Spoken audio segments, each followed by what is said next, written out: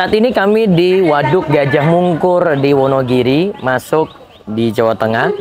Dari pesantren kami Darus Sholihin, dari Warak sana sampai sini tadi jamaah itu melewati Giri Subo, terus Praci Mantoro, baru kemudian masuk ke Wonogiri. Di Waduk Gajah Mungkur ini sekitar 100 km dan ini sudah jarak safar, sehingga tadi saya sarankan pada jamaah bisa untuk ambil jamaah kosor.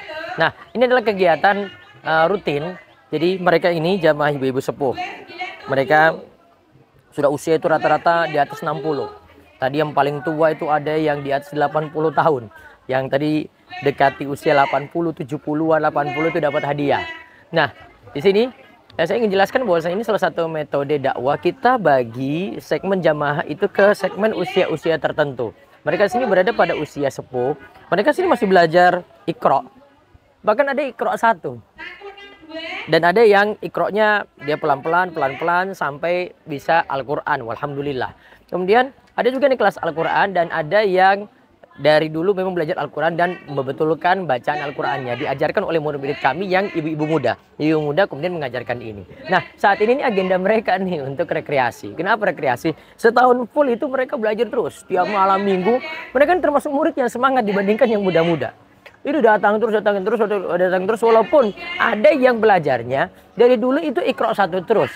Karena ini kan masalah ada yang cepat belajar, ada yang lamban belajar, ada yang memang ya mau belajar lagi ya cuma cukup sampai di situ.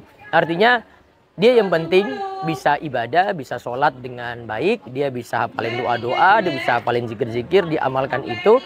Kemudian itulah yang nanti dia praktekkan. Kan intinya dakwah itu kan membuat orang pokoknya sadar untuk beribadah, sadar beragama, dan seterusnya. Nah, ini ibu-ibu sepuh ini. Nah, dari sini kita belajar bahwasanya usia sepuh tidak menyurutkan mereka untuk belajar Quran. Dan tapi di sini kita harus sediakan tempat untuk mereka. Mereka dipisah dari yang muda-muda, mereka dipisah dari yang remaja, ya agar mereka bisa belajar sekelompok dengan mereka dan mereka lebih senang. Jadi kalau ada tanya sekolah lansia, ada di Darus Sholihin. Tapi itu untuk warga yang mukim memang. Nah, menurut Anda apa perlu nih Darus Sholihin juga buka pesantren untuk lansia, menerima yang dari luar-luar untuk belajar? Kalau memang dibutuhkan seperti itu, mungkin nanti jadi program ke depannya. Kalau memang ada yang tertarik, tuliskan di kolom komentar, dan mudah-mudahan nanti kita di situ ya bisa berbagi ilmu untuk yang lansia yang juga sebenarnya juga butuh ilmu, karena mereka butuh untuk ada amal yang mereka nanti siapkan ya di kehidupan selanjutnya, yaitu ketika sudah meninggal dunia. Intinya, kalau mau tahu kegiatan-kegiatan kami Darus Sholihin, cara dakwah seperti ini, dan kegiatan yang ada di masyarakat seperti ini, mereka ada pembinaan rutin, harus ada kiainya di situ yang mengajarkan, dan murid-murid kiai ini yaitu ibu-ibu nih yang nanti mengajarkan Iqra sama Al-Quran. Tetap di situ ada pengajaran ibadah. Semalam saya bahas di malam minggu itu pada ibu-ibu ini tentang bahayanya dosa. Dosa itu bisa menghilangkan ilmu, keberkahan ilmu, dan bisa menghilangkan keberkahan rezeki sulit datang. Kemudian saya ajarkan tentang perihal air untuk bersuci. Nah, ini pelajaran sederhana, bisa ditiru tempat yang lainnya, dan mudah-mudahan bisa berkembang dakwah di tempat lainnya juga.